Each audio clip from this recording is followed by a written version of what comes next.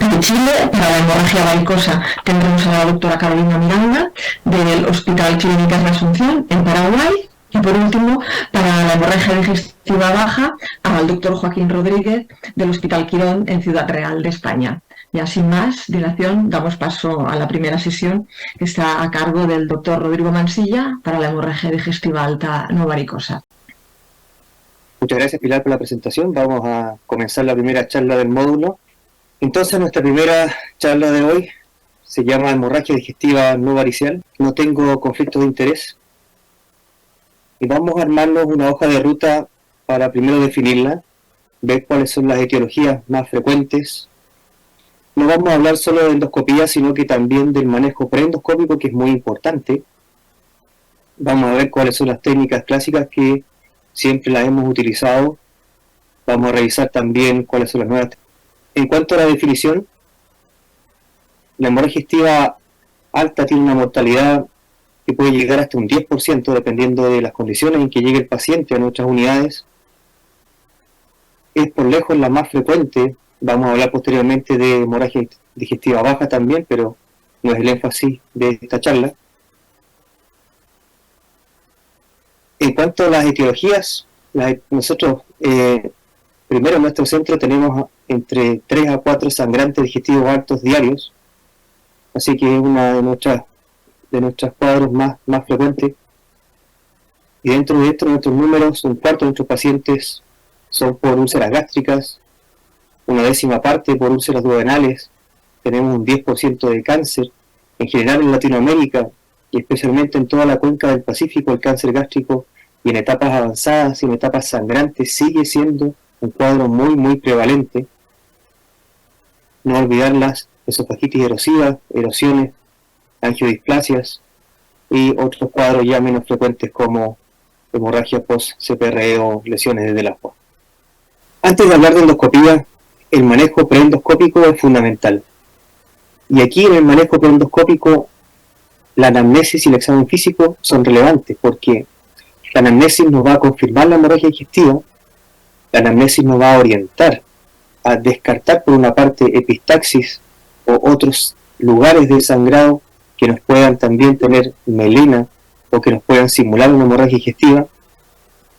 En este sentido, una vez de haber desarrollado el examen físico abdominal, físico general, ver el nivel de las escleras, la mucosidad, los signos vitales básicos para ver el estado de inestabilidad de nuestro paciente, es muy importante realizar el tacto rectal.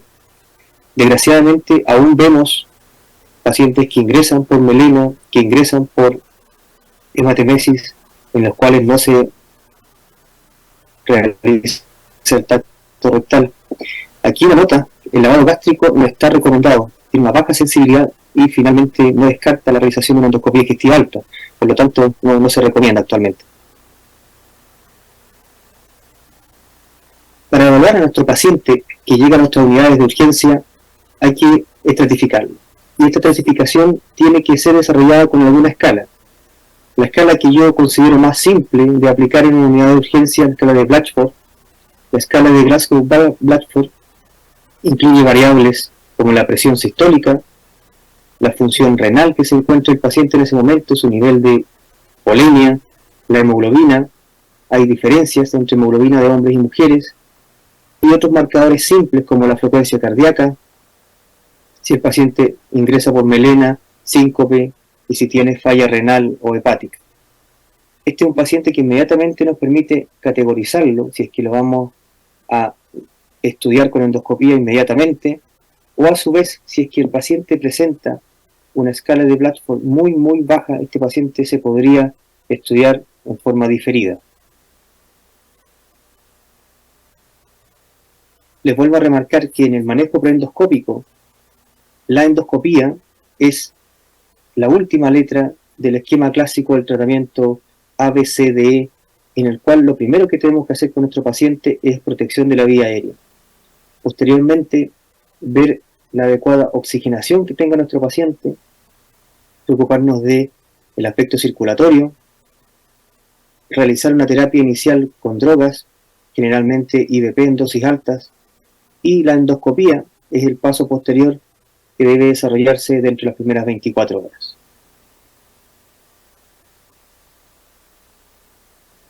En cuanto a la transfusión sanguínea, hemos visto ya en trabajos clásicos, ya más de 10 años, en que tenemos que llegar a una estrategia de hemoglobina entre 8 y 9 puntos y no llevar al paciente a una hemoglobina normal y por otro lado no llevar a este paciente en forma rápida a una hemoglobina normal, porque hemos visto que los pacientes que se transfunden más allá de lo necesario vemos que tienen una mayor mortalidad y que tienen más complicaciones.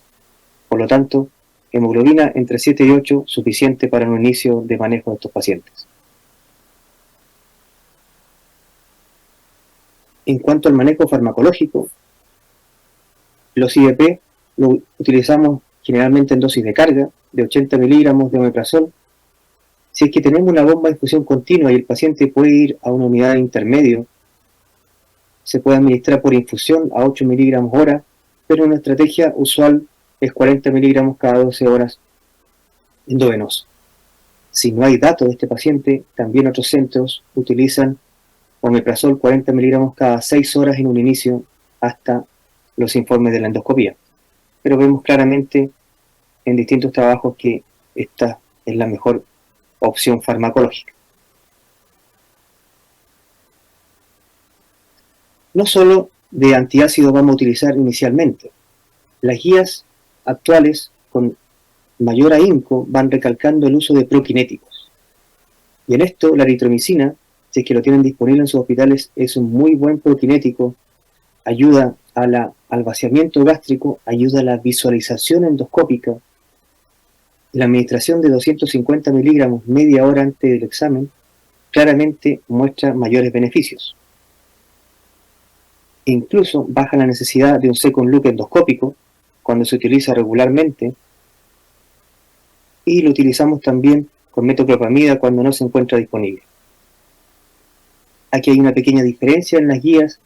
La recomendación de la ESG dice de 30 a 120 minutos antes de la endoscopía y la American College of Gastroenterology dice entre 20 a 90 minutos, pero una administración entre media hora y una hora previa a la endoscopia nos ayuda claramente a que el estudio endoscópico sea mejor realizado. La pregunta que siempre se nos hace en nuestras unidades de urgencia es cuándo realizar la endoscopia alta. La endoscopia digestiva alta tiene que ser temprana, pero no tan temprana. Hay una diferencia entre realizar la endoscopia de urgencia versus realizar una endoscopia temprana, porque se requiere que el paciente sea manejado con una adecuada volemización, una adecuada transfusión, un adecuado apoyo farmacológico con IVP más prokinéticos, y eso demora un par de horas. Y se ha visto que los pacientes que se realizan una endoscopia dentro de las primeras 6 a 24 horas andan mucho mejor, como ven en el cuadro aquí a la izquierda, que los que se realizan endoscopia urgente. Tienen menor estadía hospitalaria y tienen una probabilidad de muerte menor por una parte y una tasa de sangrado también menor. Por lo tanto, tenemos que conversar con nuestros residentes de urgencia y señalarles que el manejo preendoscópico que realicen es fundamental para realizar la endoscopia posterior y que eso es mandatorio antes de realizar la endoscopia. Por lo tanto, si lo llaman a ustedes dentro de sus unidades de urgencia y le dicen que el paciente viene ingresando por la puerta de urgencia, por favor insistan en el tratamiento preendoscópico para que ustedes y el paciente tengan mejores resultados.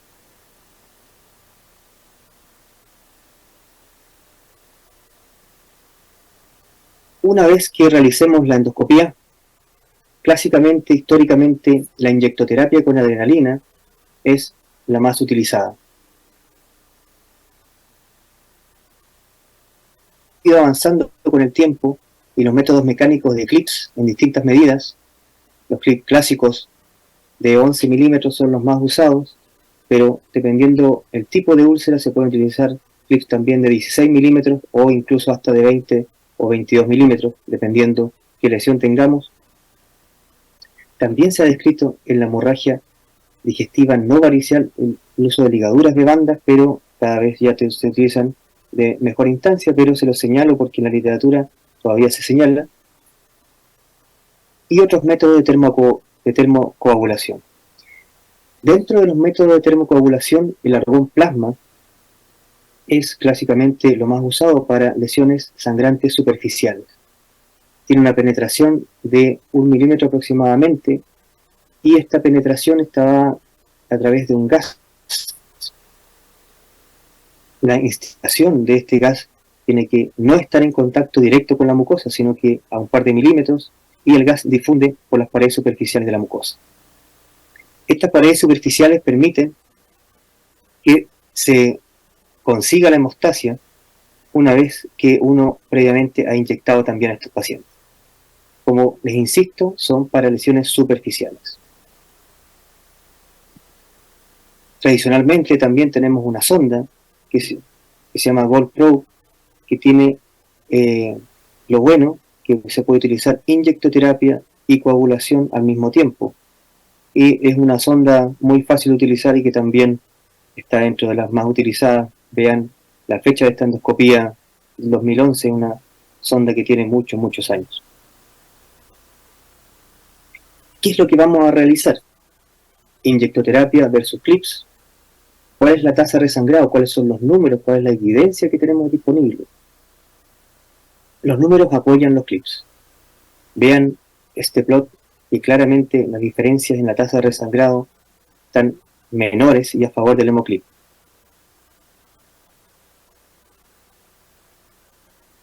Por lo tanto, endoclips son superiores a inyectoterapia, y ya tenemos análisis de datos que requieren de uso de 2 técnicas endoscópicas para poder controlar la hemostasia adecuadamente.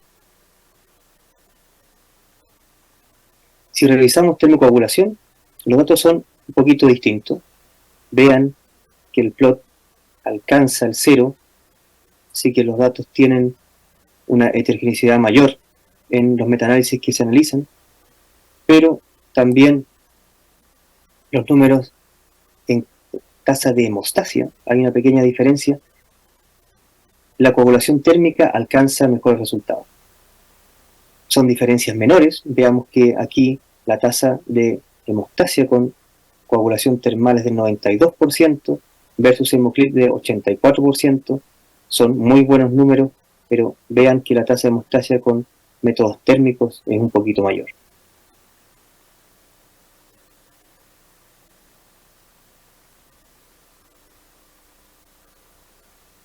Y los datos de clips versus termocoagulación con o sin inyectoterapia, veamos que también la evidencia se muestra a favor de la inyectoterapia.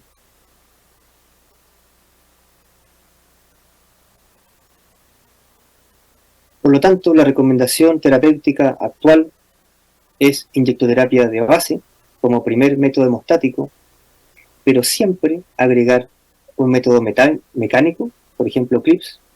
Eso va a depender de las comodidades del endoscopista, del entrenamiento que haya tenido el endoscopista y cuáles son los métodos que tiene disponibles, o de métodos térmicos, pero siempre combinando inyectoterapia con otro método hemostático.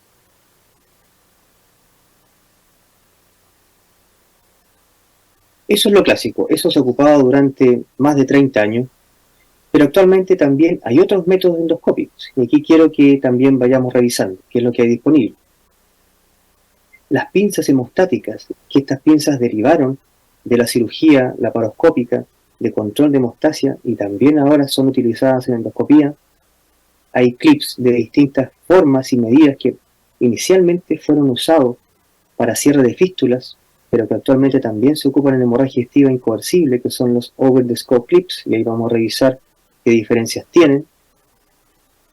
Tenemos también disponibles polvos hemostáticos que son muy útiles en lesiones difusas, por ejemplo, cánceres gástricos, en que las lesiones no tienen un solo punto de sangrado y estos polvos permiten una adecuada hemostasia. Y también hay pequeños reportes, como por ejemplo angiografías guiadas por econdoscopía, crioterapia, dispositivos de sutura endoscópica, y no olvidar siempre el apoyo del radiólogo intervencional cuando la hemorragia no pueda ser controlada. En cuanto a la pinza hemostática, La pinza hemostática, también conocida como Coa Grasper, es una pinza que se utiliza mucho, por ejemplo, en disección submucosa para control de hemostasia. Es una pinza muy útil para terapia alternativa a la terapia endoscópica convencional.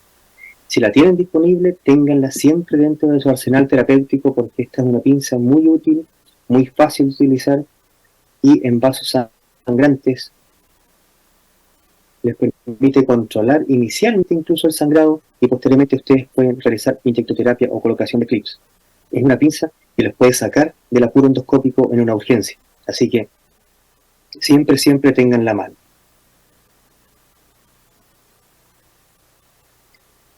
En cuanto al over the scope clips, el clásico es el Ovesco por la empresa que lleva esto, que es un dispositivo como una trampa de oso que permite cierre de defectos mucho mayores. Estamos hablando de defectos hasta de 1 centímetro, 1,5 centímetros, que cierran muy bien.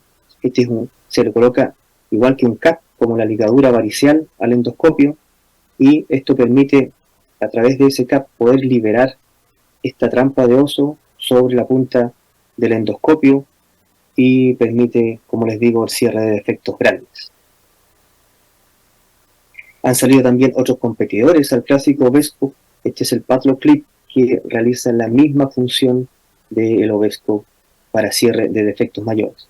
Vean aquí el cap, a través de la endoscopía se monta el endoscopio aquí, igual que la ligadura varicial, como les decía, y se succiona por este cap la ubicación de donde está el defecto, y manteniendo una succión continua se libera a través de por fuera de este cap la trampa de oso para poder cerrar estos defectos.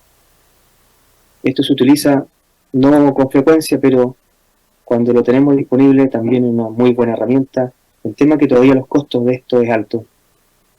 En nuestro país aproximadamente unos $500 cuesta un clip de estos. ¿Qué es lo que dicen las guías sobre el uso del over the scope clips? En la guía del AGA 2020 lo recomienda para en caso en que la terapia endoscópica tradicional, o sea, ustedes ocuparon todo lo que tenían disponible, son inefectivas, el paciente sigue sangrando y en un second look 24 horas después, ustedes pueden utilizarlo. La guía de la ESC del 2021, en sangrado persistente refractario a la terapia endoscópica estándar, o sea, aproximadamente la misma definición. En la American College del 2021, en sangrado recurrente por úlceras, o sea, ya estamos hablando de no solamente cierre las fístulas, como tradicionalmente la evidencia lo dice para estos clips, sino que también el manejo de úlceras. En cuanto a los polvos hemostáticos, hay descripción de los 3 más clásicos: Ancafet Blood Stopper, el Endoclot y el Hemospray. Tengo experiencia con los 2 últimos, Endoclot y Hemospray. Esto se describió ya más allá de 10 años, en que este polvo se instila directamente en la zona de la lesión. Estos polvos hemostáticos requieren de forma importante algunos tips endoscópicos, es que el canal de trabajo del endoscopio esté seco. Por lo tanto, una vez que ustedes están trabajando, sería muy bueno utilizar estos polvos hemostáticos con un equipo terapéutico de doble canal, donde ustedes tengan un canal seco para que puedan aplicar en la sonda y no se moje, porque si se moja esta sonda, si se moja la punta de la sonda, no se puede liberar este polvo de aplicación directa. En este trabajo tiene una tasa de éxito de más del 70%. En cuanto al Endoclot, tiene un poquito mejores números, pero vean cómo queda una capa blanca encima, que inmediatamente se controla el sangrado hasta una tasa de éxito de 80%, con una tasa de resangrado bajo. Y en lesiones neoplásicas, esta es una muy buena terapia puente para control de sangrado previo a una cirugía. El Hemospray también tiene tasas de hemostasia sobre un 80%, con tasas de resangrado aproximadamente un poquito más de un 10%. Estos son casos míos. Y vean cómo en cánceres gástricos grandes, lesiones extensas que comprometen toda la incisura, parte del cuerpo también, vean cómo la hemostasia se logra fácilmente. Esto también, antoincisura, vean cuando se instila, la hemostasia se logra sin ningún problema. Así que esta es otra herramienta que hay que tener dentro de nuestro arsenal de terapia. ¿Qué es lo que dicen las guías? En cuanto a polvos hemostáticos, haga 2020 en caso de sangrado masivo cuando se vea muy poco. Terapias de rescate y sangrado difuso por neoplasias. Yo considero que esta es la mejor definición. La ESCE 2021 dice en sangrado persistente refractario una terapia endoscópica estándar y lo deja un poquito más abierto, vean. Y la American College dice en sangrado activo y limita el costo de esto. El hemospray anda aproximadamente en $1.000, así que es una terapia cara, pero en pacientes, como les digo yo, con lesiones neoplásicas extensas, lesiones muy, muy difusas, esta es una herramienta que sirve y sirve mucho.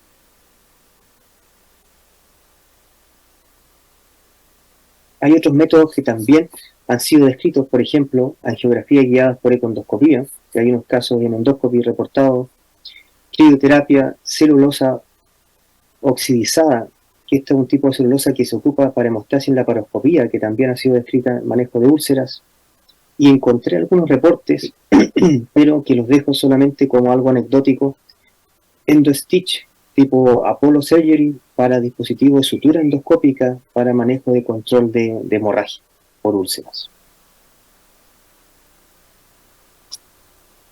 Entonces, la endosonografía y con manejo de coils también están señaladas como una terapia de control de hemostasia en caso de hemorragia que sea incoercible.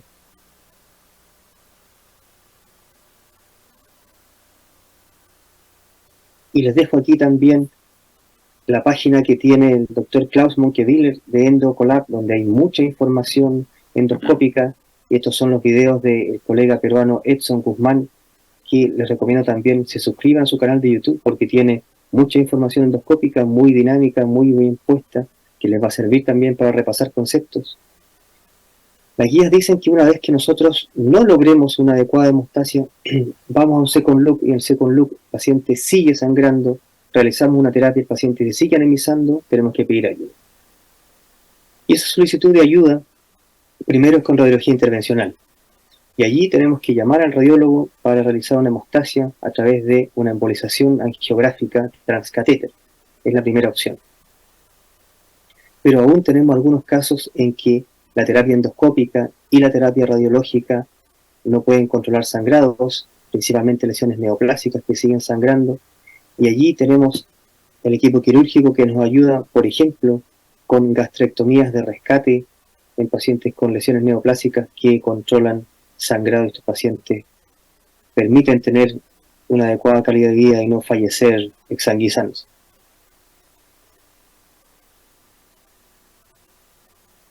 En cuanto a los últimos puntos de las guías de manejo de terapia endoscópica en hemorragia digestiva no varicial, hay un refuerzo de que si el endoscopista se queda tranquilo con la hemostasia que realizó en la primera instancia, el second look no está recomendado en estricto rigor. El second look se recomienda solo si el endoscopista en la primera instancia hizo un control de la hemostasia, pero no se queda tranquilo con esa hemostasia inicial y él mismo es el que sugiere un second look 24 o 48 horas después. Vuelvo a reforzar la idea de tener la Coa Grasper. Esta es una pinza hemostática muy fácil de utilizar, tenga en la mano, en dosis también de uso, por ejemplo, en sus termocoaguladores, con 30 watts es suficiente para lograr una adecuada hemostasia. Si es que ustedes tuvieron una hemorragia digestiva y la hemorragia digestiva ya está cesada o es muy muy escasa, pueden tomar Helicobacter pylori, y si el Helicobacter pylori es tomado hay que tratarlo.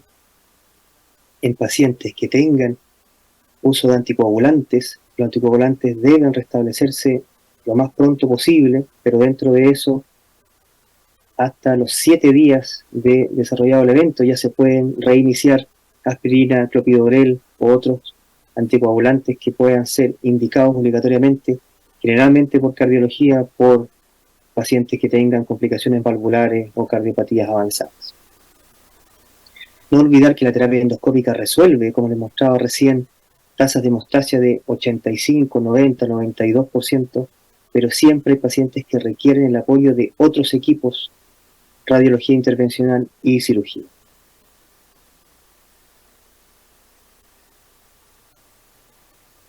Para ir concluyendo esta charla, el manejo de la hemorragia digestiva no varicial involucra siempre una correcta anamnesis y la estrategia ABCD, donde la endoscopía es el último punto.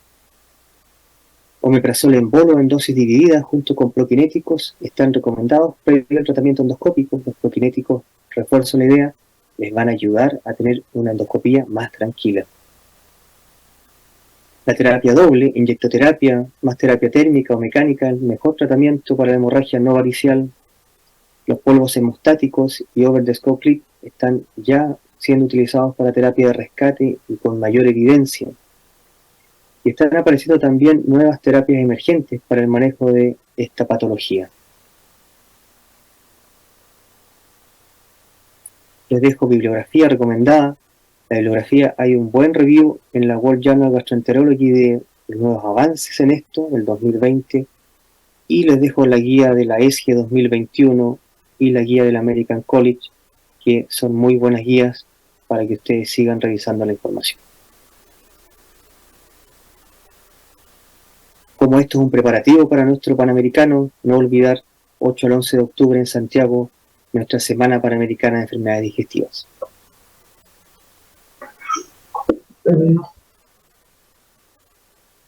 Eso es por ahora. Muchas gracias. Muchas gracias, doctor Mansilla, por la excelente presentación. En cuanto a las preguntas, a mí me gustaría comentar, que nos has explicado muchas técnicas de realización del tratamiento endoscópico. Entonces, ¿tú escogerías concretamente alguna técnica específica? Por ejemplo, para los nuevos, ¿no?, que aún no son expertos endoscopistas, ¿cuál sería la más fácil para empezar a aprender, ¿no? Si se encuentran un día en una guardia, ¿tú qué recomendarías especialmente para, por ejemplo, un endoscopista aún que acaba de acabar hace 3 o 4 años y se encuentra pues con una hemorragia por una úlcera duodenal o gástrica? ¿Cuál recomendarías que sería la primera opción de entre todas las que nos has comentado? Mira, unas son las opciones disponibles que tenga en tu hospital. Dentro de eso, inyectoterapia más clips hemostáticos simples, clips de 11-16 milímetros. También disponible argón plasma, pero el argón el último tiempo ha ido perdiendo evidencia. El argón está siendo un poquito cuestionado en cuanto a su eficacia real, así que yo dejaría hemoclips más adrenalina de uso. Pero tú señalaste algo rápidamente que es importante también diferenciar. Es muy distinto el tratamiento de una úlcera corporal, antral, gástrica, donde la visualización es directa, el endoscopio está en neutro, versus una úlcera duodenal en surco duodenal, en pared posterior, donde tú ves el sangrado, pero el punto evidente de sangrado no lo ves, y allí el polvo hemostático para mí gana opción.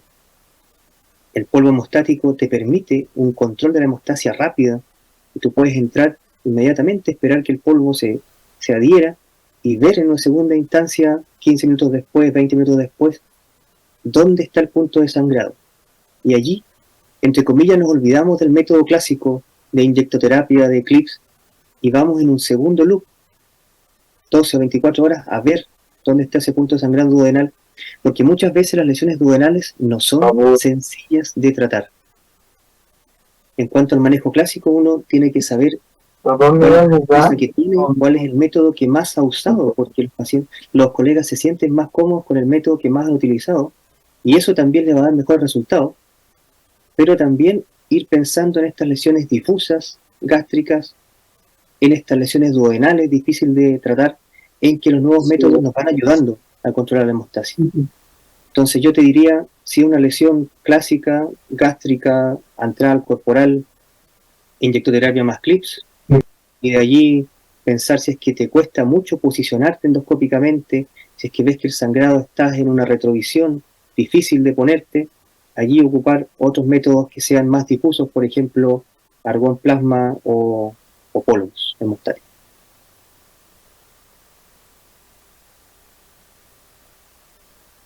Muchas veces yo utilizo el método clásico, por ejemplo, en una úlcera de bulbo duodenal, inyectoterapia más clips, y la hemostasia se queda adecuada, pero si es que tú crees de que son, por ejemplo, viernes 11 de la noche, el paciente se va a quedar ingresado todo el fin de semana, en tu hospital no hay endoscopía de urgencia, incluso tú puedes aplicar un tercer método, en este caso, por ejemplo, polvo hemostático, y te queda bastante más tranquilo, y tú sabes que el fin de semana no te van a volver a llamar. Así que igual eso tiene una dinámica, va dependiendo de cómo sea la lesión, dónde esté ubicada, y cuáles son tus preferencias y experiencia endoscópica. Así que la respuesta no es tan simple y no es única. Muchas gracias, Rodrigo. Yo creo que esto era un gran aspecto a comentar, ¿no? Que depende mucho del paciente, la localización, la experiencia del endoscopista y la disponibilidad que tú tengas. Otra cosa respecto al tratamiento endoscópico, lo que has comentado de las nuevas técnicas del Ovesco, por ejemplo, ¿no? ¿Tú crees que cuál sería el principal momento o la indicación en la que lo aplicarías? ¿Para qué tipo de lesión lo aplicarías? ¿Y en qué momento? Porque claro, las guías lo dicen cuando hay una recidiva, una lesión importante, pero ¿tú cuál qué sería el momento más importante o la indicación para hacerlo? Primero el entrenamiento. Liberar un Ovesco no es tan simple. También en un paciente adulto donde la intubación haya sido razonable, porque por ejemplo en pacientes pediátricos límites en que el endoscopio estándar no pasa tan rápidamente, el Ovesco requiere de un diámetro mayor, entonces también uno tiene que tener esas consideraciones previas.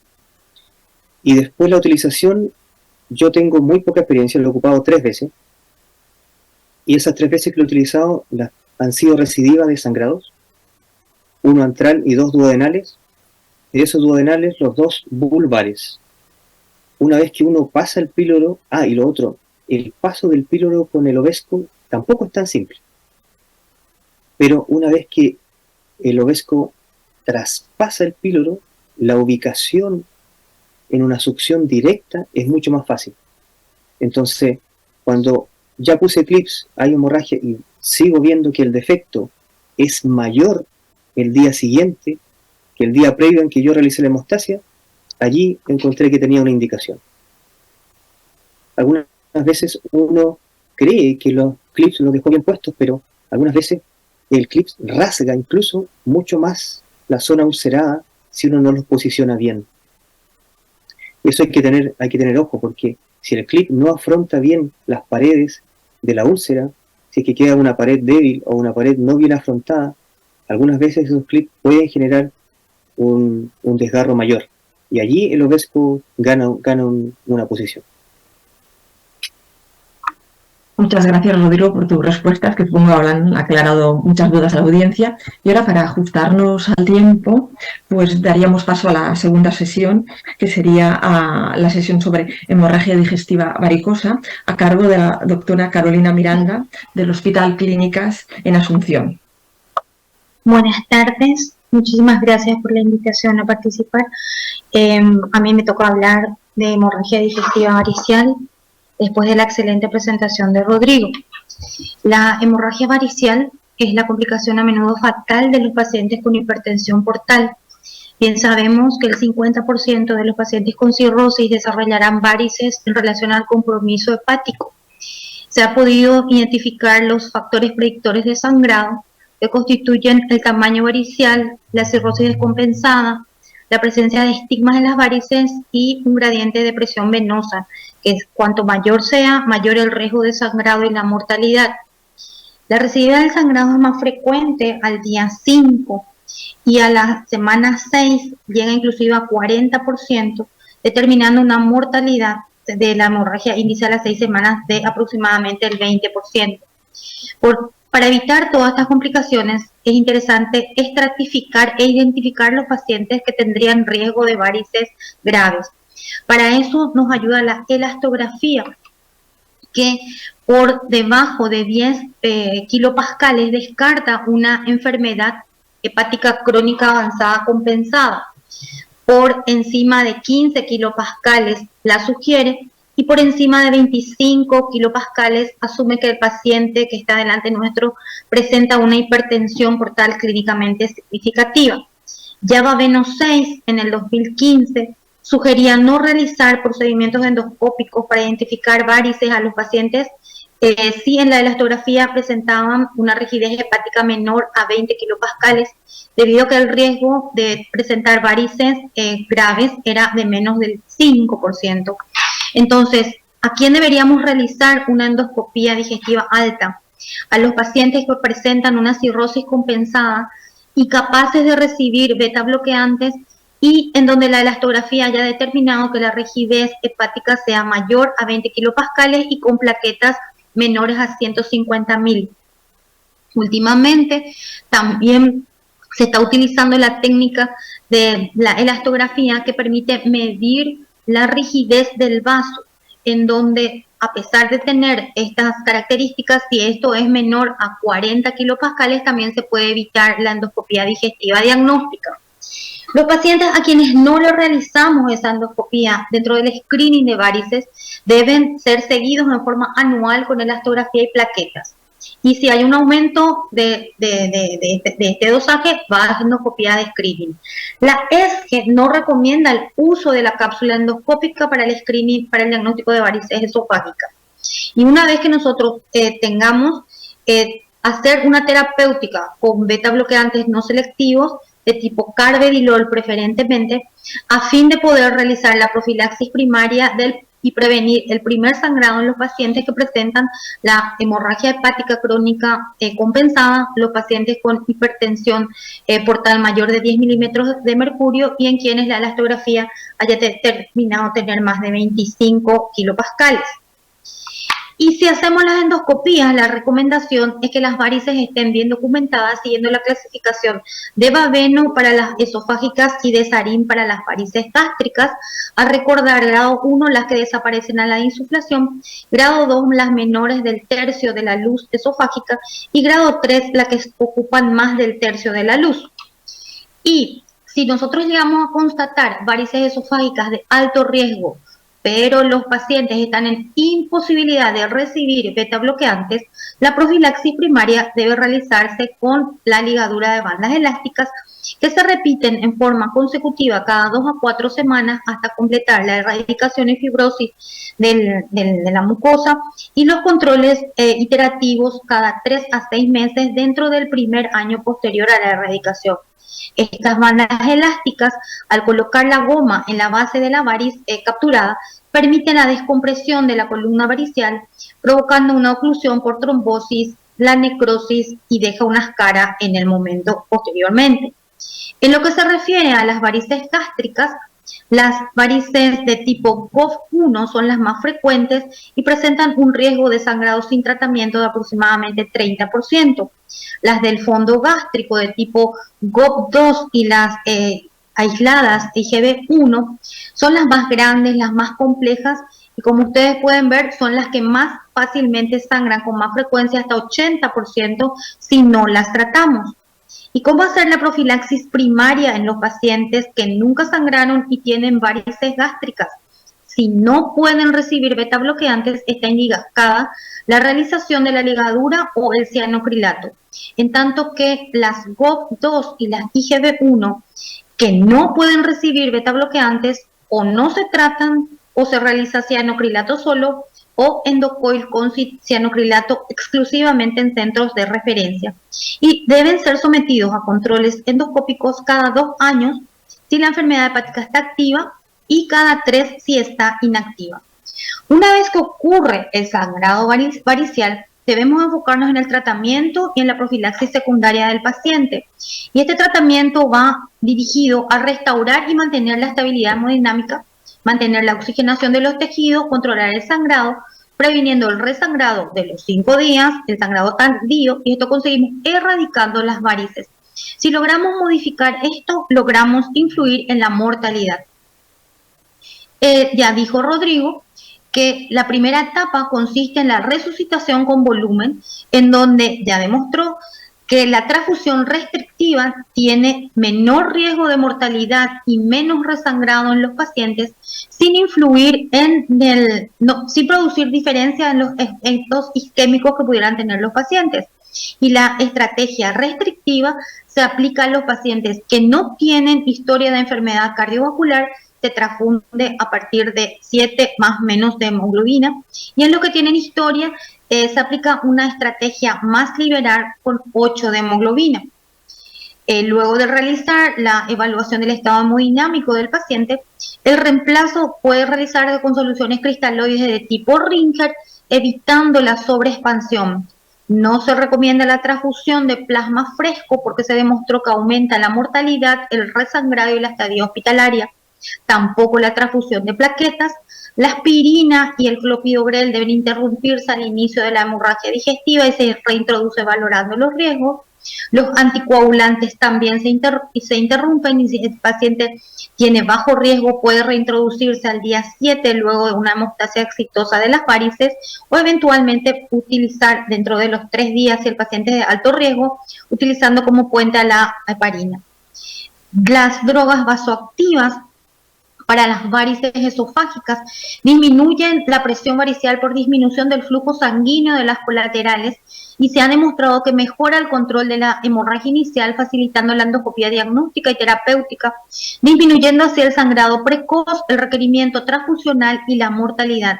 El tiempo a utilizarse va de 3 a 5 días y debe iniciarse en la sala de urgencias. Distintas drogas como la terliprexina, el octeutril y la somatostatina. En nuestro servicio disponemos de la terliprexina, que utilizamos a dosis de 2 miligramos cada 4 las primeras 48 horas y luego bajamos a 1 miligramo completando los 3 días, que es la recomendación, no olvidando de controlar y monitorizar el sodio por el riesgo de hiponatremia. Esto es se comprobó evidencia de alta calidad. Lo que respecta a los antibióticos en el paciente cirrótico, el 20% de ellos presenta una infección al momento de ingreso al hospital y el 40% la desarrollará durante la internación. La utilización de antibióticos disminuye el riesgo de resangrado y mortalidad, los días de internación y el riesgo de la infección bacteriana. Por lo tanto, no olvidar la ceftriaxona. La recomendación es utilizar 1 gramo por día durante 7 días en todos los pacientes con hemorragia aguda varicial. Ya habló el doctor Rodrigo de la eritromicina y la ventaja de utilizarla. También aquí aplica. En cuanto a la vía aérea, la intubación endotraqueal de los pacientes varicosos solo se realiza en caso de sospecha de hemorragia varicial, hematemesis persistente, que el paciente esté encefalopático o presente agitación, pero debe extubarse pronto, tan rápido como lo permita la condición clínica inmediatamente posterior a la endoscopía. Si hemos decidido iniciar inhibidor de bomba de protones, debe interrumpirse luego del tratamiento y la verificación del sangrado por varices, salvo que exista alguna estricta indicación de continuar. La nutrición oral debe iniciarse cuanto sea posible. Este paciente ya estabilizado, lo ideal es que vaya a una endoscopía dentro de las 12 horas siguientes con el paciente clínicamente estable. Le realizamos la endoscopía alta, encontramos que son las varices, se le liga. El 85% va a tener una hemorragia controlada, y en ese momento debemos estratificar al paciente. Si es de bajo riesgo, se continúan las drogas vasoactivas durante 5 días y se da inicio a los beta bloqueantes con control de las varices y erradicación de ellas, y entra en programa de profilaxis secundaria.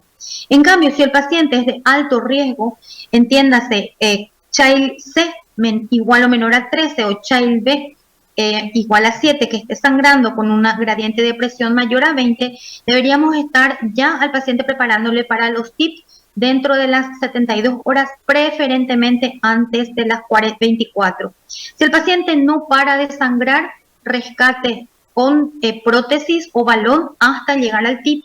Y si el paciente presenta recurrencia de sangrado, se hace un second look con una endoscopía de salvataje, eventualmente con hemostasia, o eventualmente llevarlo ya a TIPS. ¿Y por qué los TIPS? Porque se ha demostrado que influye sobre el resangrado, la erradicación al año de las varices, mejora la mortalidad de los pacientes y la sobrevida. Por tanto, los TIPS deben utilizarse en los pacientes que tienen alto riesgo de recurrencia varicial esofágica. Las bandas elásticas, conocemos la técnica, no olvidar el buen montaje de las varices del set, del capuchón, y que esté bien tirada y bien comprimida las bandas.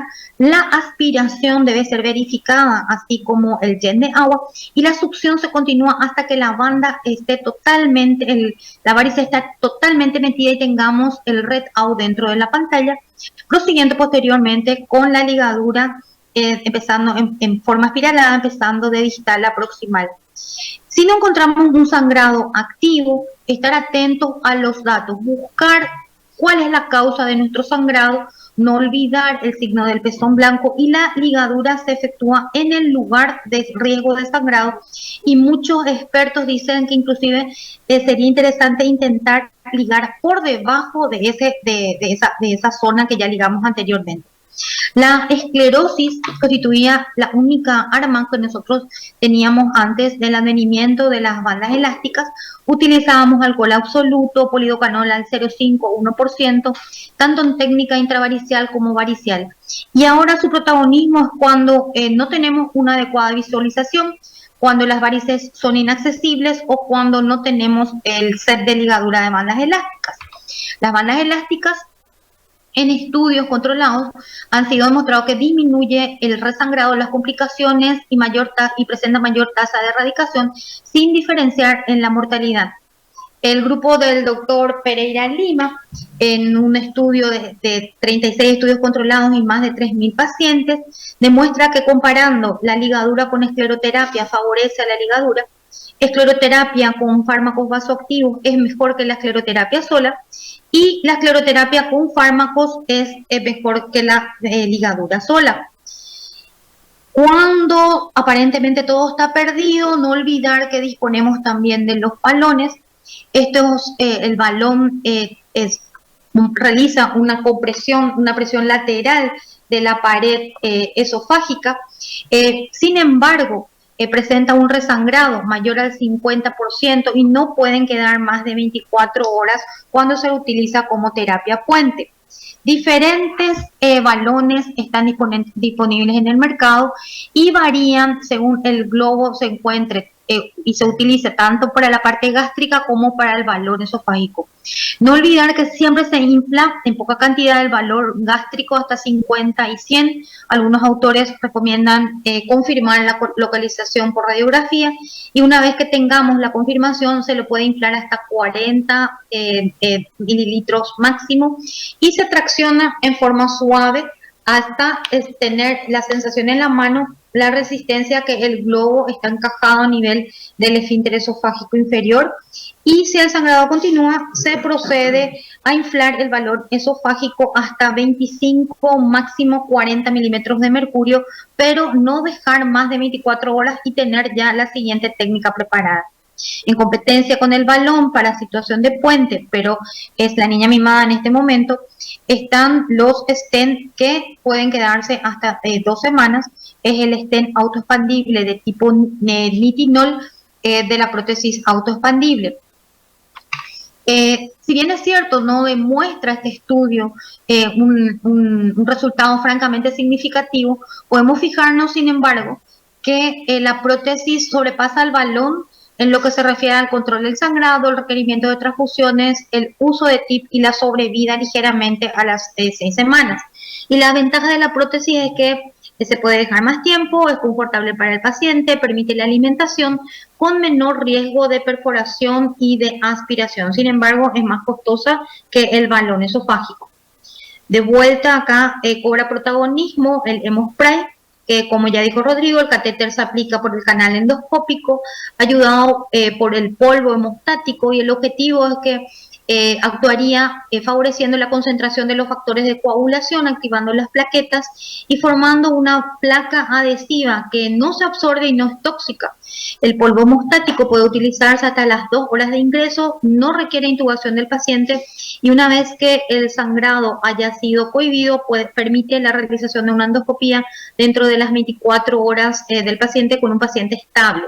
Y los grupos reportan hasta una hemostasia al 100% de hemostasia inmediata, pero no se recomienda como tratamiento definitivo hemorrágico inicial. Ahora vamos a enfocarnos en las varices gástricas, que son responsables de hasta el 30% del sangrado varicial y tienen más de la tercera parte de los pacientes vuelven a resangrar luego de una primera hemostasia espontánea. Sangran menos frecuente que las esofágicas, pero son más severas y más mortales.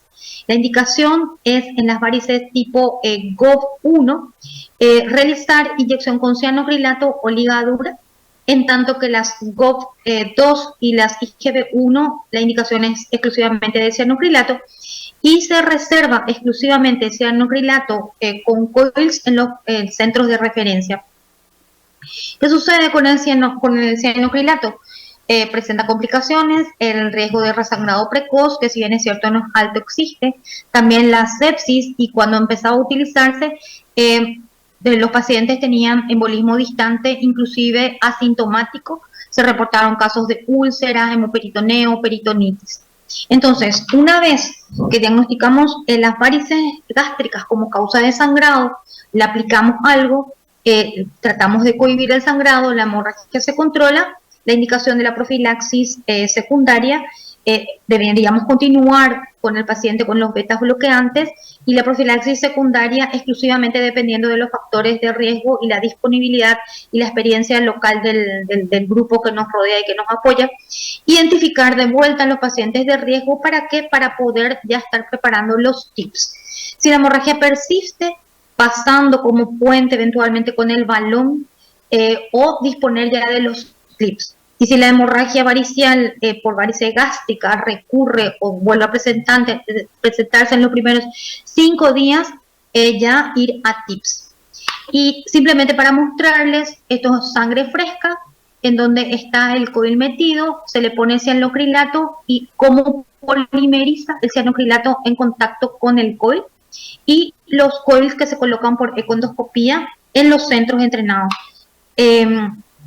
Acá tenemos la varice IgB1, por econdoscopía el Doppler y la varice está permeable, se mide esta gran varice gástrica mayor a 4 centímetros, se realiza la punción en forma identificada con una aguja, en este caso se utilizó una de 19, se procede al primer coil que se libera de 15 milímetros, el tamaño permite la colocación de un segundo coil y encima de eso se monta, se inyecta los 3 cc de cianocrilato y se vuelve a realizar la econdoscopía con Doppler y fíjense que hay una interrupción del flujo, es el aspecto inmediato luego de la inyección, la varice fúngica queda indurada, el control endoscópico a los 4 meses con el Doppler y finalmente el control a los 9 meses en el follow-up. Estas varices, ya el grupo del profesor Windmüller había presentado una experiencia de ellos de más de 6 años, en donde se constata que tienen una alta efectividad en la hemostasia, en el sangrado activo y la profilaxis primaria y secundaria del sangrado varicial. Y una vez que habían conseguido la obliteración de las varices post tratamiento, el resangrado solamente tuvieron ellos en 3% de pacientes. Entonces ellos afirman que la terapia combinada es la ideal con menos riesgo de embolización que presenta el cianocrilato. Este es el estudio del grupo del doctor Robles Medranda, en donde comparan 2 grupos, uno con coil solo y el otro con coil y cianocrilato, y fíjense que utilizan menos coil en el grupo combinado y tienen una, dentro de la significancia, una mejor disminución en la apariencia e inclusive la reaparición de las varices a largo plazo. El grupo, por su lado, del doctor McCarthy, al hacer este metaanálisis en grupos bien establecidos de técnica combinada y cada uno por separado, logra demostrar que en la técnica combinada tiene mejor respuesta en lo que se refiere a efectos adversos, frecuencia de reintervención sobre las varices gástricas y la frecuencia de resangrado. Entonces ellos sugieren que es una técnica preferida, la técnica de la combinación de COIL con cianocrilato. Este es un estudio pequeño de 10 pacientes que utilizaron también por econdoscopía, la inyección de una gelatina hemostática reabsorbible con 100% de respuesta. Y los tips, ayudados por nuestros amigos los radiólogos, podríamos obtener una comunicación con el sistema, con la circulación sistémica a fin de aliviar la presión a nivel portal. Y los tips tienen un éxito de aproximadamente 65%, una mortalidad de los pacientes que ya son pacientes de riesgo del 36% a las 6 semanas, una frecuencia de resangrado de 30%. Y fíjense cómo las imágenes son magníficas, estar siempre con un radiólogo a mano, en donde constatamos las varices gástricas y luego de la colocación estas varices prácticamente desaparecen, y ellos, los radiólogos, utilizan la medición del flujo de gradiente, en donde hay estudios que dicen que van con flujos inclusive de 25 y luego que la prótesis está instalada inclusive disminuye a 9 milímetros de mercurio. Otra imagen, la varice y la desaparición posterior de la colocación del TIPS. Sin embargo, no deja de tener complicaciones relacionadas al stent, que puede ser migración, oclusión, o los pacientes pueden entrar en encefalopatía, y los relacionados al procedimiento, fiebre, mobilia, una punción inadvertida referente a la técnica, pero esto disminuye en manos entrenadas. Y finalmente, dentro de todo tenemos una técnica en donde también, ayudado por los amigos radiólogos, el procedimiento intervencionista. Esta técnica es exclusivamente para varices gástricas sangrantes, que permite la obliteración y la trombosis inducida por la inyección de agentes esclerosantes, colocando un balón en forma retrógrada que ocluye el flujo de sangre. Pero el requisito para la utilización del balón retrógrado es que el paciente debe presentar shunt gastrorenal o esplenorenal, y los estudios hablan inclusive de un éxito del 96%, éxito técnico y clínico del 97%. Este estudio es realmente sorprendente. Y si comparamos, el doctor Lee en el 2007 hace un estudio de TIPS con balón oclusivo, en donde tienen francamente menor resangrado con un punto de 0,006, siguiéndole a los pacientes a 8 años y una sobrevivencia mejor, hablando con mejoría a favor del balón. Los TIPS pueden emplearse para las varices esofágicas y las gástricas que se nos complican. El balón oclusivo es solamente para varices gástricas. La utilización de TIPS necesita que la vena hepática esté permeable, y el balón de oclusión tener un shunt gastrorenal y shunt esplenorenal. En el TIP se reduce el flujo portal, el balón no lo modifica. El TIP puede empeorar o causar una encefalopatía hepática, el balón no. El TIPS empeora la falla hepática y el balón puede preservar. El TIP no tiene una contraindicación relativa de trombosis de la vena porta, y algunas veces disminuye la hipertensión portal. Y el balón oclusivo puede realizarse en pacientes con oclusión de la vena porta, pero la hipertensión portal puede agravarse. Entonces, en el sangrado de varices gástricas, en los centros de referencia, si es que falla la terapéutica endoscópica o si existe un sangrado recurrente precoz, está claramente indicado como rescate la utilización de TIPS y del balón de oclusión. Y hay un estudio incluso para la prevención de hemorragia de varices esofágicas que presentaron en un grupo interesante la inyección endoscópica de cianocrilato solo versus el balón de oclusión, y favoreció al balón de oclusión. Y para terminar, el paciente que presenta una hemorragia digestiva varicial, enfocarnos siempre en la resucitación hemodinámica antes de la endoscopía, no olvidar la vía aérea de los antibióticos y las drogas vasoactivas, porque esto también influiría en la evolución de nuestros pacientes. Las bandas elásticas en la primera línea en las varices esofágicas sangrantes, tener a mano siempre los esclerosantes para las varices gástricas y el cianocrilato como en el tratamiento refractario, utilizar la prótesis si la disponemos como puente, que es mejor que el balón, el polvo hemostático también como puente, pero no como tratamiento definitivo. Y en este momento la econdoscopía constituye la niña mimada del manejo de todo esto, porque es una herramienta muy útil con el Doppler, porque permite la medición en tiempo real del flujo sanguíneo varicoso y la colocación de clips en centros de experiencia. Y quien dice que a futuro, por econdoscopía, no podría medirse el gradiente de presión. Y también a futuro estaríamos compitiendo o trabajando con hepatólogos endoscopistas. Muchas gracias. Muchas gracias, Carolina. Ha sido una exhaustiva y excelente revisión de la hemorragia por varices. De la audiencia tenemos dos preguntas en relación a la coagulación y las plaquetas. La primera hace referencia a si existe, qué hay que hacer en estos pacientes que muy a menudo vienen con plaquetas bajas, menos de 50.000, o un tiempo de quick bajo. Y la siguiente pregunta en relación con esto mismo es si hay cabida para hacer transfusión de plasma en estos pacientes cuando vienen con la coagulación alterada.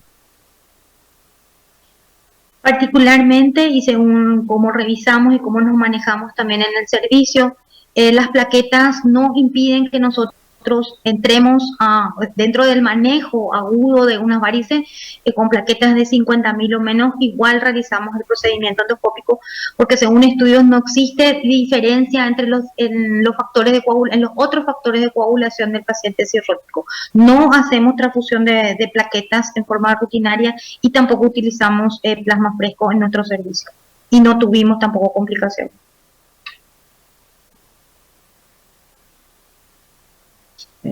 Bueno, a la espera de a ver si la audiencia se anima a alguna pregunta. Mira, por mi parte yo te preguntaría si tú tienes algún tip para el uso de las bandas, ¿no? No sé, si tienes algún límite de poner bandas, la distancia que hay que poner entre banda y banda. Bueno, trucos de endoscopista, ¿no? A la hora de hacer la ligadura en las varices. Si nos podías comentar un poquito esto. Sí, primero y antes que nada, cómo montar el capuchón, porque de eso depende también mucho, ¿verdad? El doble, entramos con la ruleta en doble sentido, ¿verdad? Y bloqueamos en el momento de llegar o a cámara gástrica o en el momento que vamos a disparar. Lo que yo siempre insisto a los residentes es que la succión debe mantenerse hasta que nosotros veamos que toda la pantalla esté roja. Si nosotros no tenemos eso, la banda puede deslizarse, o sea, siempre, inclusive puede romper delante nuestro, ¿verdad? Y verificar siempre que esté conectada la aspiración, que tengamos todo listo, porque cualquier cosa puede pasar en ese momento. O sea, básicamente eso para mí es muy importante, el red out, la pantalla roja plena, y particularmente prefiero concentrarme ya no solamente en ese primer momento de ligar la varice que tengo enfrente, sino también las otras que están las otras que están cerca, pero lo más distal posible, lo más cerca posible, de tal manera de producir una fibrosis distal del esófago y la erradicación, porque al interrumpir ese flujo y al retirar el endoscopio se ve como las varices que están arriba colapsan y prácticamente desaparecen. Si las bandas distales están bien colocadas, con eso podemos ocasionar, inclusive en una sesión con 6 bandas, al siguiente control endoscópico, algunos pacientes tienen la fibrosis en 1 o 2 niveles, pero con varices erradicadas. Entonces, justamente eso, cuando yo empecé el entrenamiento, probablemente los jóvenes no saben, hacíamos una a una la colocación de las bandas, y utilizábamos el overscope, y era realmente, o sea, la técnica de la multibanda viene prácticamente a modificar todo el manejo endoscópico, ¿verdad? Y para mí son las niñas mimadas en este momento del manejo endoscópico de las varices esofágicas.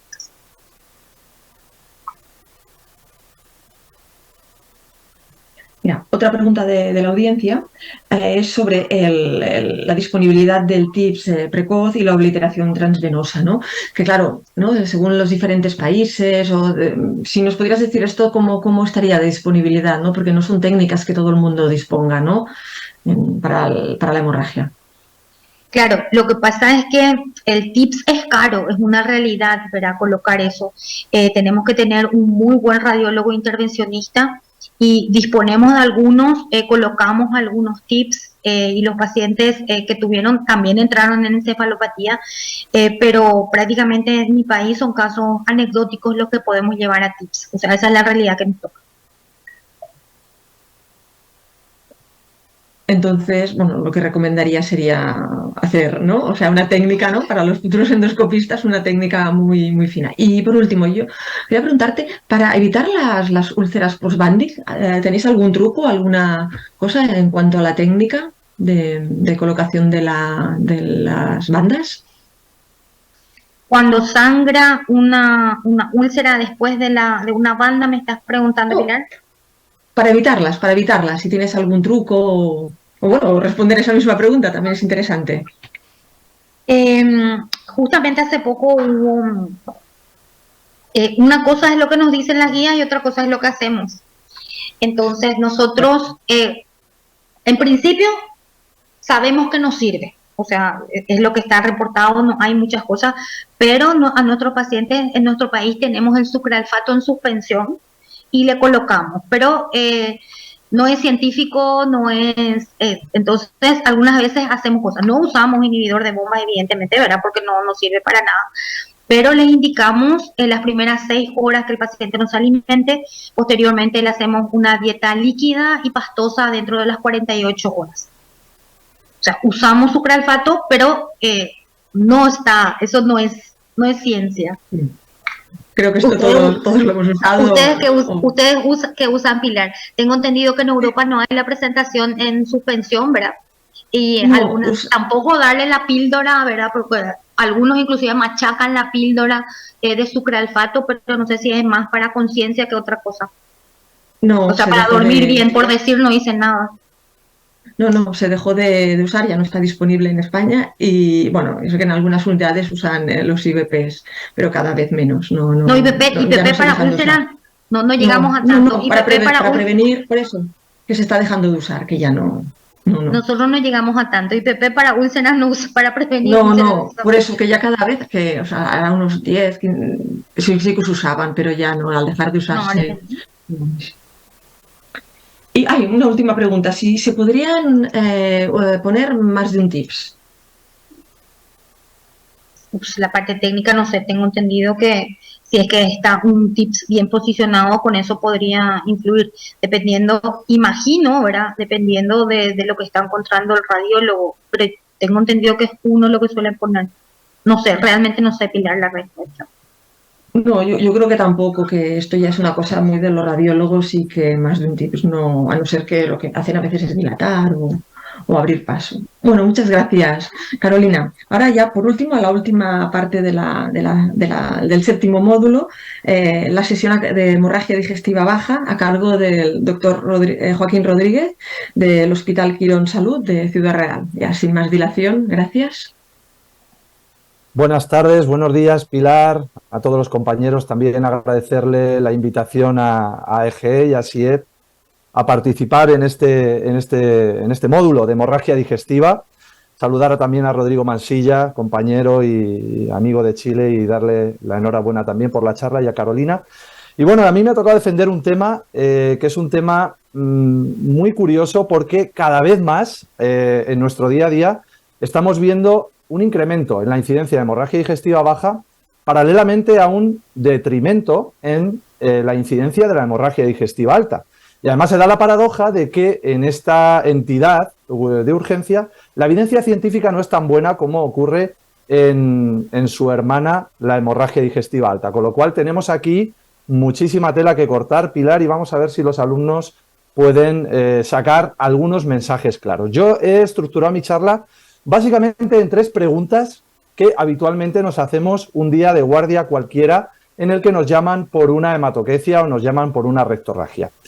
Para empezar, no tengo ningún tipo de conflicto de intereses en esta charla, y como os decía, yo me imagino como un superhéroe en mi cuarto de guardia cuando te llaman al busca y te plantean un cuadro de hemorragia digestiva baja, de rectorragia, Y tú te vas a plantear básicamente 3 preguntas. La primera sería, ¿qué debo hacer? ¿Voy? ¿No voy? ¿Me quedo aquí en mi casa si tengo guardia localizada? ¿O voy a la sala de urgencias a evaluar al paciente? ¿Me fío de lo que me va a decir el compañero de urgencias? Etcétera, etcétera. Lo segundo, cuando has despejado esta incógnita, lo que te planteas es, ¿cuándo debo actuar? ¿Debo hacer una colonoscopia urgente en este momento, en todos los pacientes? O por contra, bueno, puedo contemporizar, pararme tranquilamente, comentarlo incluso con los compañeros del servicio y guardar un poquito de calma, ¿de acuerdo? Y la tercera sería, una vez que ya hemos decidido que vamos a hacer una colonoscopia, ¿cómo debemos actuar? Estas son las 3 cuestiones que hoy quiero plantear a los alumnos y os quiero plantear a vosotros, compañeros, para ver qué podemos hacer. La primera sería, ¿qué deberíamos hacer? Bueno, pues aquí está claro que antes de gastroenterólogos, antes de endoscopistas, somos médicos y no se nos debe olvidar. Lo primero que debemos hacer es evaluar la situación clínica de los pacientes. Independientemente de si somos extraordinarios endoscopistas, debemos pensar que lo primero es la estabilidad hemodinámica del paciente. Y así, además, lo recomiendan las últimas guías de práctica clínica de prácticamente todas las sociedades científicas que consultamos en nuestro día a día. Sociedad británica, la Sociedad Europea y la Sociedad Americana. Además, da la casualidad de que no solo recomiendan esto, sino que además nos recomiendan utilizar scores validados. En el caso de la Sociedad Británica nos habla del score, del Index Score, pero en el caso de la Sociedad Europea y otras sociedades nos hablan del score de Auckland, del profesor Auckland. Bien, en este caso, el score de Auckland, cuando tenemos un paciente con sangrado autolimitado y un score de Auckland por debajo de 8 puntos, básicamente las guías nos recomiendan que podemos estar muy tranquilos. Incluso podemos dar de alta al paciente. Ahora veremos algún detalle con respecto a esto. Si nos vamos al otro extremo de la situación, tenemos un paciente tremendamente inestable, hipotenso, sangrando continuamente. Aquí lo que nos plantean las guías de práctica clínica no es pensar en la colonoscopia, sino pensar en la gastroscopia. Y además nos recomiendan tener buenos amigos en el servicio de radiología y sobre todo radiólogos vasculares, porque es muy probable que vayamos a tener que echar mano de ellos. Y en el medio de esta situación nos encontramos la situación intermedia, digamos, ¿no? Cuando tenemos un paciente con sangrado persistente, pero el paciente está estable. Es decir, además, que afortunadamente esta suele ser la situación más común. Paciente que sangra, pero se mantiene estable, incluso con descensos en las cifras de hemoglobina, descensos que no son significativos. Bueno, pues es ahí, justo ahí, donde nos vamos a plantear la colonoscopia como la primera medida a realizar. Vamos a dar un par de apuntes de los 2 extremos que hemos dicho antes, y el primero de ellos es lo que decíamos antes. Paciente sangrado autolimitado, pero paciente estable, medido con el score de Auckland. Nos podemos quedar tranquilos, remitir al paciente a nuestra consulta, eso es importante, no podemos perder de vista a este paciente, sino que tenemos que remitirlo a la consulta ambulatoria porque, ojo, en el 6% de los casos de media podemos tener un cáncer de colon detrás de esta rectorragia.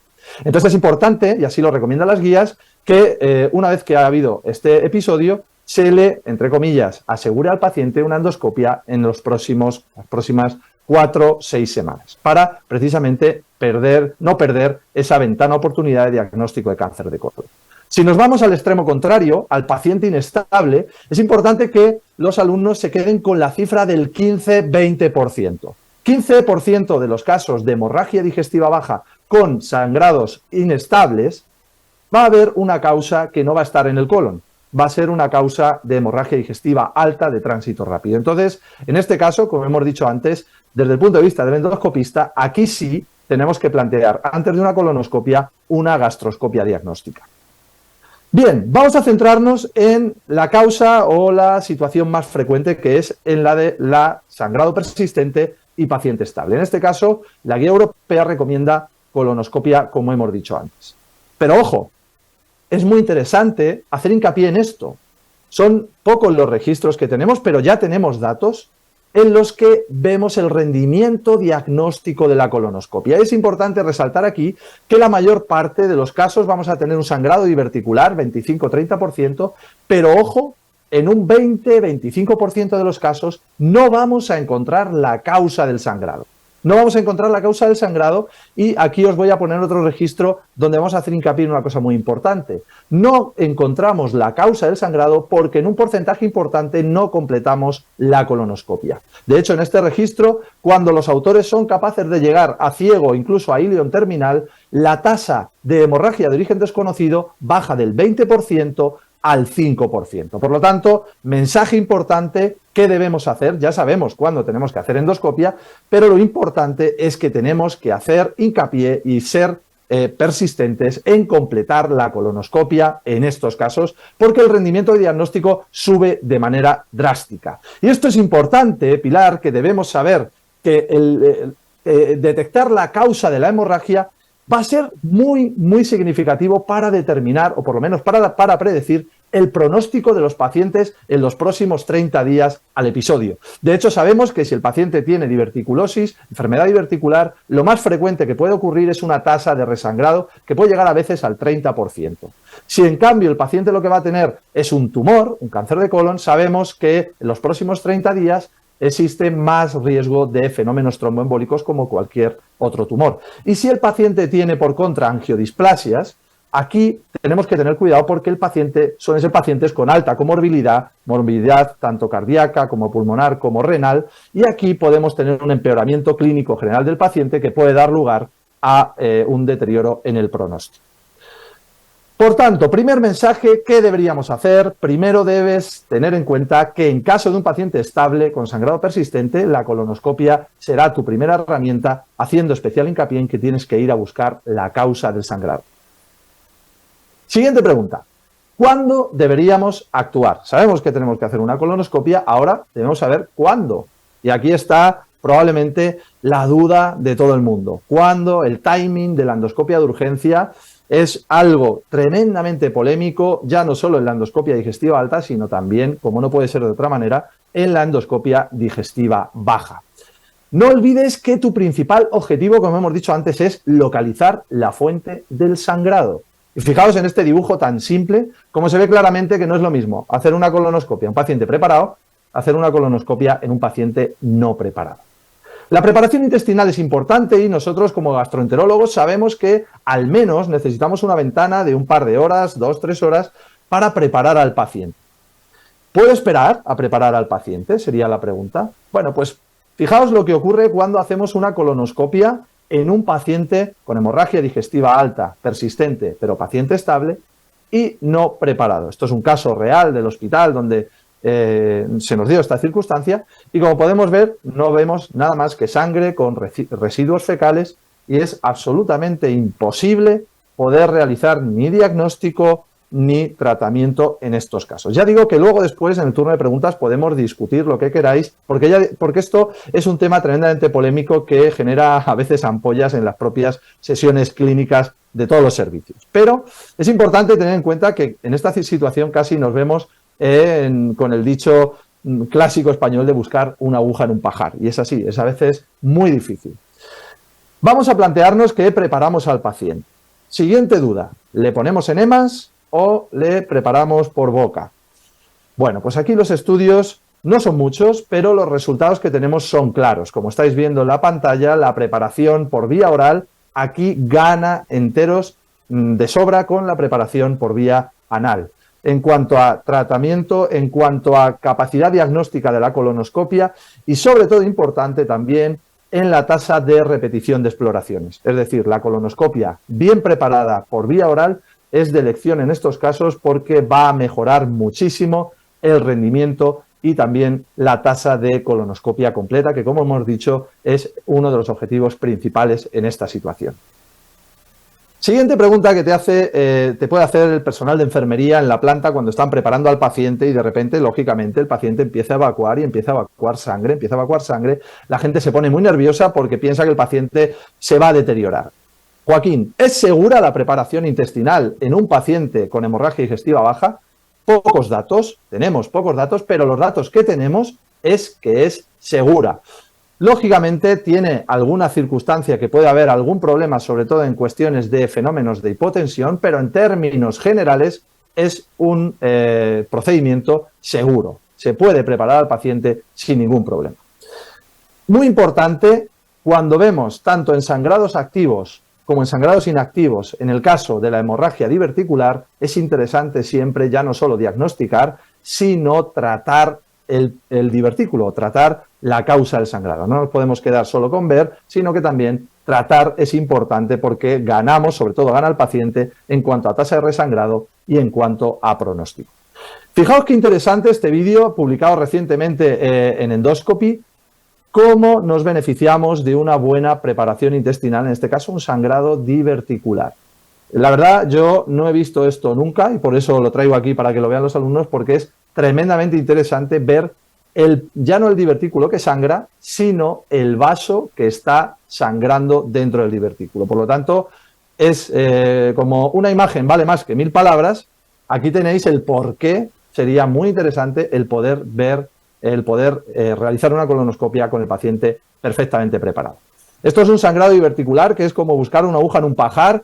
En caso de una hemorragia pospolipectomía vamos más a tiro hecho porque vamos buscando la escara, pero a veces cuesta y por eso también es otro escenario donde no podemos obviar el realizar la preparación. Esto es un caso real nuestro donde una hemorragia en el ciego por una resección, al cabo de la semana el paciente sangró y ahí estamos viendo cómo la causa del sangrado obviamente es la propia escara. Ya discutiremos más adelante, ahora después, los pormenores de la hemorragia pospolipectomía, porque también tiene cosas interesantes.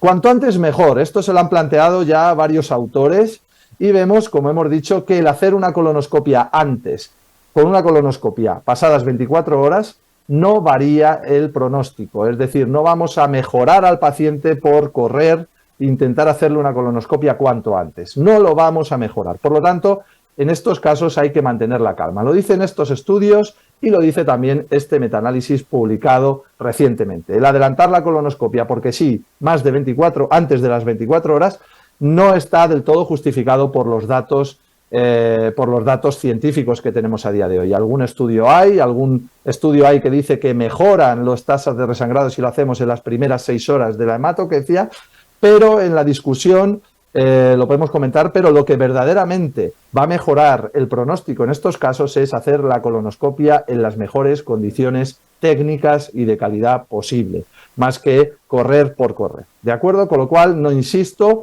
el mensaje de cuándo debemos actuar es primero calma, podemos preparar al paciente, podemos esperar 24 horas y nuestro objetivo es encontrar la fuente del sangrado y directamente tratarlo. Bien.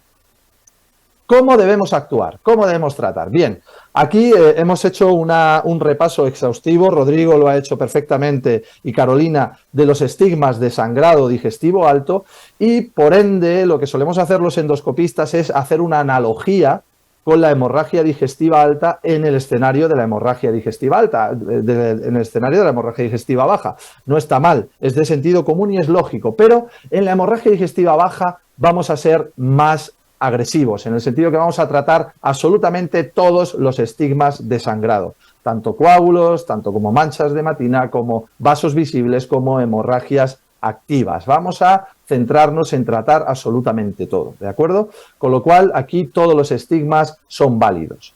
¿Cómo debemos actuar en el caso de una hemorragia diverticular? Esto es un diagrama, un esquema sacado de un artículo donde se ve cómo el sentido común nos diría clipar la boca entera del divertículo. Eso es lo que yo creo que todos hemos hecho alguna vez.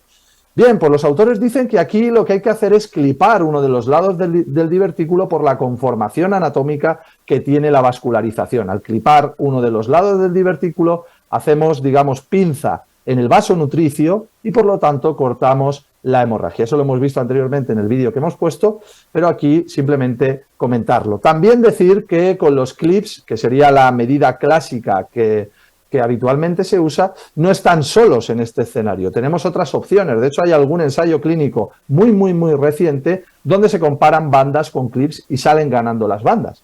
He de decir que efectivamente las bandas es otra de las alternativas que tenemos con tasas de hemostasia inicial casi total, por encima del 90%, 95%, incluso 99%, con tasas de resangrado bajas, por debajo del 10%, a diferencia de las otras opciones que tenemos, como los clips, que pueden llegar a tasas de resangrado del 20%. Hay algún otro método como las sondas de coagulación, que yo creo que en la mayor parte de las unidades están en desuso, y que, bueno, yo la he traído aquí porque es verdad que los artículos la comentan, pero he de decir que siempre nos da un poco de miedo utilizar diatermia en territorios tan delicados como puede ser la pared de un divertículo. ¿De acuerdo? Con lo cual aquí las bandas podría ser otra opción, pero he de decir que el problema de las bandas es probablemente la visualización en el interior del colon, o incluso si son divertículos muy proximales, el llegar con el dispositivo de bandas a territorios cercanos al ciego colon derecho puede ser un verdadero problema. Con lo cual, bueno, nos quedamos con que los divertículos son más frecuentes en colon izquierdo, pero hay algún caso también que encontramos divertículos en territorios proximales. Con lo cual, clips, mi elección personal serían clips, sin perder de vista que tenemos la ligadura.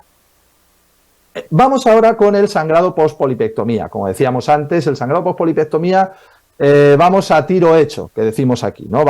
Sabemos dónde está la hemorragia y por lo tanto es mucho más sencillo el enfocarnos para poder tratarla. Aquí, como decíamos antes, todos los estigmas son válidos para el tratamiento y debemos hacer hincapié en ello, pero es interesante hablar de los factores de riesgo post-polipectomía. En estos casos, en este caso concreto, hay algunos registros. Yo he traído aquí el registro español de nuestro compañero Enrique Rodríguez, donde se ve cómo el uso de anticoagulantes, localización izquierda de la lesión, uso de diatermia y lesiones pediculadas serían factores de riesgo a tener en cuenta para predecir la presencia de un sangrado activo en estos casos. Hay que decir que no todas las hemorragias post-polipectomía, cuando llegamos al territorio nos encontramos un sangrado activo, simplemente ocurre en un 20% de los casos. Con lo cual, otro tema a discutir luego, si tenemos tiempo, ¿debemos hacer colonoscopia en todas las hemorragias post-polipectomía? Kilos A.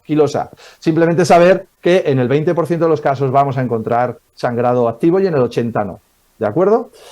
¿Qué método vamos a utilizar? Aquí el rey del mambo es el clip. Casi todas las series nos dicen que el uso de clips selectivos para clipar el vaso sería el método de elección. Lógicamente, si tenemos un coágulo adherido, deberíamos remover el coágulo para hablar o para tratar el sangrado subyacente, el vaso subyacente, y por tanto este sería el método de elección. Un pequeño apunte de la hemorragia postdisección, porque es verdad que tenemos bastantes datos de la hemorragia postpolipectomía, pero en el caso de la hemorragia postdisección la cosa no está tan clara. Hay pocos estudios. Algún estudio hay, es un estudio japonés, muy recientemente publicado, donde nos habla de 100 pacientes con hemorragia postdisección. Pues fijaos que en solo 6 pacientes,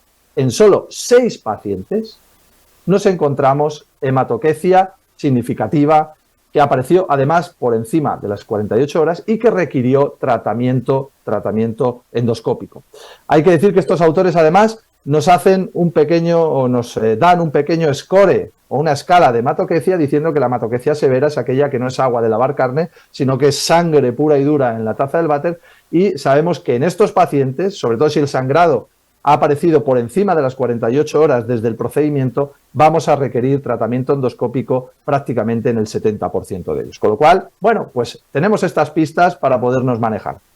En resumen, hemorragia postdisección, si aparece por encima de las 48 horas y la hematoquecia es severa, como estamos viendo en la pantalla, ya sabemos que no podemos que tenemos muchas posibilidades de tener que aplicar tratamiento endoscópico y no simplemente manejar el paciente de manera conservadora. Siguiente causa, la angiodisplasia. Bueno, pues aquí la reina es la coagulación con argón plasma. Esto lo sabemos todos, ahí tenemos los settings, pero ojo, cuidado, porque hay que aprender. Parece que el argón es algo sencillo, es algo fácil, simplemente meter la sonda y darle al pie, pero no, cuidado, el argón tiene su técnica y yo animo a todos los alumnos a que se instruyan de cómo manejar la sonda de argón, de cómo controlar los settings, porque no es lo mismo aplicar argón en el ciego que aplicar en el recto. Tenemos que tener en cuenta que esto tiene una tasa de perforación del 1 al 2% y una tasa de resangrado que puede llegar al 30%. Aquí es interesante también decir que cuando vemos angiodisplasias en el ciego o cuando vemos angiodisplasias en el colon derecho, nadie nos asegura que no haya angiodisplasias en otros territorios superiores, como puede ser el yeyuno, el duodeno, etcétera, etcétera. De hecho, es la situación más frecuente, con lo cual hay que tenerlo en cuenta. Simplemente, por lo original del tema, he traído este método para tratar angiodisplasias, que es combinar el tratamiento selectivo al vaso con la realización de una resección mucosa de la superficie de la angiodisplasia. resecamos la superficie y vamos a tratar el vaso nutricio, el vaso perforante que está nutriendo esa anomalía vascular. Simplemente es una anécdota, una serie de 6 casos publicada en Endoscopy, en Endoscopy International Open, simplemente para que sepáis que hay algunos otros métodos que habrá que evaluar si tienen mejor tasa de resangrado. Bueno, ¿y qué ocurre con los polvos hemostáticos? No voy a insistir porque Rodrigo ha hecho una revisión fantástica de cómo manejar los polvos hemostáticos, simplemente decir que aquí el sentido común te diría que se puede utilizar y que existe mucho respaldo bibliográfico al respecto, pero la verdad es que nos encontramos que hay poca literatura sobre ello. Es verdad que tenemos algunos casos, algunos estudios, en concretos 9 estudios, de los cuales 7 son retrospectivos, en los que se recoge en conjunto un total de 12 casos de cáncer de colon provocando una hemorragia digestiva baja, en los que se vio que el Hemospray, en este caso Hemospray, no otro método, Hemospray, tiene una tasa de hemostasia importante del 95%, pero una tasa de resangrado a los 30 días del 15%. Con lo cual, simplemente saber que sería un método de rescate en casos de este tipo. Con lo cual, ¿cómo deberíamos actuar? No solo tratamos sangrado activo, sino que tratamos los estigmas de sangrado y, dependiendo de lo que nos encontremos, como ya hemos dicho antes, hemos localizado cuál es la causa, aplicaremos el método en cuestión. Por tanto, y en resumen, para recordar, yo diría que la situación clínica es la clave. No tenemos que enfocarnos en hacer la colonoscopia sí o sí, sino que la situación clínica es lo que nos debe obsesionar en estos casos. Debemos considerar la colonoscopia como la primera opción en caso de un sangrado persistente en un paciente estable. El objetivo principal es encontrar la causa y tratarla, no solo quedarnos mirando, sino que aplicar el tratamiento. El colon debe estar preparado, si puede ser por vía oral, porque tenemos tiempo suficiente para realizar la colonoscopia en las mejores condiciones. Y, lógicamente, si tuviéramos que decantarnos, estuviéramos en un sitio donde solo podemos tener un método para tratar estos pacientes, como ocurre también en la hemorragia digestiva alta, aquí los clips son los reyes del mamo. Con lo cual, espero que todos estos mensajes hayan quedado bastante claros. Para mí ha sido un gusto compartirlos con vosotros y estoy a vuestra disposición para cualquier tipo de duda, pregunta que queráis hacer. Muchas gracias, excelente presentación. Mira, yo tendré una pregunta, es que, bueno, has insistido mucho en la preparación, ¿no? Y esto es algo que es cierto, ¿no? Que cuando haces una endoscopia, si el paciente no está bien preparado. Entonces, ¿qué preparación sería la recomendable cuando tenemos que hacer la endoscopia en un paciente con una hemorragia digestiva baja? Pues, ¿cómo debemos actuar? Sí, es muy buena pregunta, Pilar, porque en otros foros que hemos estado y hemos discutido este tema, sale siempre a colación lo que tú estás comentando, ¿no? ¿Cuál es el esquema? ¿Hay un esquema ideal para la hemorragia digestiva baja? ¿Alguien ha publicado algo específico para este tipo de pacientes? Hasta donde yo sé, no sé si tú conoces algo, hasta donde yo sé, no hay ningún esquema publicado específico para estos casos. Hacemos una preparación split. Si tenemos tiempo, es una preparación muy parecida a la que podrías hacer en cualquier paciente hospitalizado en el que le vas a hacer una colonoscopia, pero si ves que el paciente se está poniendo malo, bueno, pues aceleras, intentas que complete la preparación, que se prepare en las mejores condiciones y ya está. No tenemos, por lo menos en el 12 de octubre, no tenemos ningún tipo de esquema específico para estos casos. Exacto, sí, es lo que es. La recomendación es la habitual en cualquier colonoscopia. Otra cosa que, con analogía a la hemorragia digestiva alta, si hay algún papel para el doble tratamiento, ¿no? Poner adrenalina y el clip, o si realmente podemos usar doble, ¿no? Como los ejemplos de la hemorragia alta. Es una excelente pregunta. Es cuando comentaba que el endoscopista se hace un poco el esquema, cuando está delante de la lesión, se hace un poco el esquema que lleva a cabo en la hemorragia digestiva alta, era un poco a colación de lo que estás diciendo. ¿Obligatoriamente tenemos que hacer terapia combinada en estos casos? Pues no tenemos datos que nos digan que obligatoriamente tenemos que hacer terapia combinada. Pero sí que es cierto que depende mucho de la situación. Te pongo varios ejemplos. Tenemos un paciente con una hemorragia digestiva baja post-resección, con una escara bastante amplia, en la que además hemos tenido la suerte de guardar el coagrasper y tenerlo en la unidad de endoscopia preparado. Pues simplemente entramos, vemos el vaso que está dañado, pues simplemente con el coagrasper aplicamos coagulación suave y puede ser suficiente. Segundo caso donde podemos aplicar terapia combinada. El mismo caso, pero tenemos un coágulo con babeo hemático que no nos deja ver que el paciente está con sangrado activo, que el campo no es un campo limpio. En ese caso podemos aplicar una inyección de adrenalina diluida para simplemente generar una hemostasia inicial que nos ayude posteriormente a detectar el vaso sangrante y poderlo tratar, en este caso, con un clic. Con lo cual, bueno, pues yo creo que la respuesta es depende. No hay evidencia que nos obligue a ello, como ocurre en la hemorragia digestiva alta, y aquí depende un poco del caso particular que nos encontremos.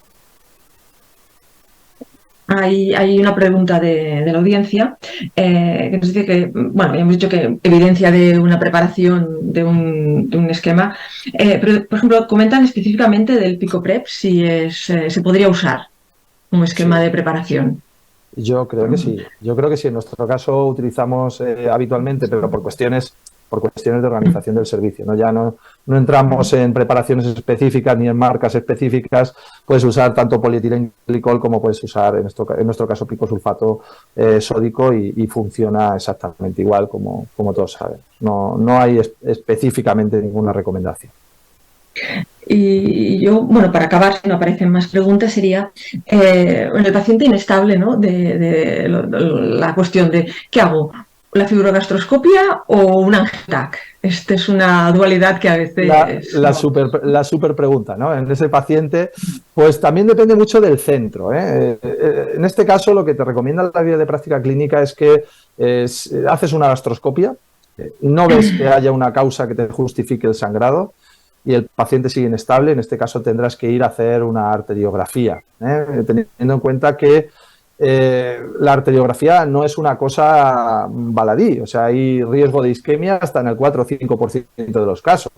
Pero ya yo creo que si no encontramos una causa digestiva alta, el paciente sigue sangrando, un angiotac con una angiografía, con embolización, sería el tratamiento, sobre todo en pacientes, ya digo, que, por darte algunas cifras, ¿no? Pacientes con tensiones arteriales sistólicas, dicen los estudios y las guías, por debajo de 90 milímetros de mercurio y que han requerido más de 3-4 transfusiones a lo largo del procedimiento, se van a beneficiar de una angiografía con una embolización. Sí, por darte pistas, ¿no? O sea, yo iría un poco por ahí. Pero a veces es verdad, Pilar, que no está, el radiólogo vascular no está tan accesible. Llamas y es difícil a veces que puedan venir porque la mayor parte de los centros están localizados y tú no te vas a quedar de brazos cruzados y le vas a hacer, seguro, le harás una gastroscopia y ya cuando tenga la gastroscopia hecha, pues claro, ya no hay más remedio que tirar por todo lo que es el armamentario radiológico. Una última, bueno, supongo que será una última pregunta de la audiencia, de las medidas añadidas, ¿no? De como lo que se explica en la hemorragia alta o en la varicosa y no varicosa, ¿no? Si hay que hacer algún tipo de medida especial, como algún otro tipo de medicamento, o por ejemplo terlipresina, o somatostatina, o hacer un tipo de profilaxis antibiótica. Si hay alguna medida que nos pueda ayudar en el paciente con hemorragia baja. No la recomiendo las guías, no recomiendan ni terlipresina. De hecho, hasta donde yo sé, los compañeros que han revisado el tema más recientemente lo pueden corroborar. En la hemorragia no variceal, no varicosa, la terlipresina tampoco es una medida que se recomiende de primera línea en las guías. Menos aún en la hemorragia digestiva baja, donde probablemente los territorios vasculares, aunque la terlipresina pueda tener influencia, no creo que sea una recomendación. De hecho, yo hasta donde yo sé no se recomienda y tratamiento antibiótico tampoco. No creo que tenga demasiado sentido en estos casos. Muchas gracias. Yo no sé si hay alguna pregunta por parte de los compañeros de los otros ponentes o si tenéis alguna pregunta más, porque tenemos tiempo, que esto sí, siempre es de agradecer. Vamos muy bien de tiempo. Muy bien. ¿Sí? No sé si por la parte de nosotros. ¿No? Bueno, pues no sé, yo me gustaría,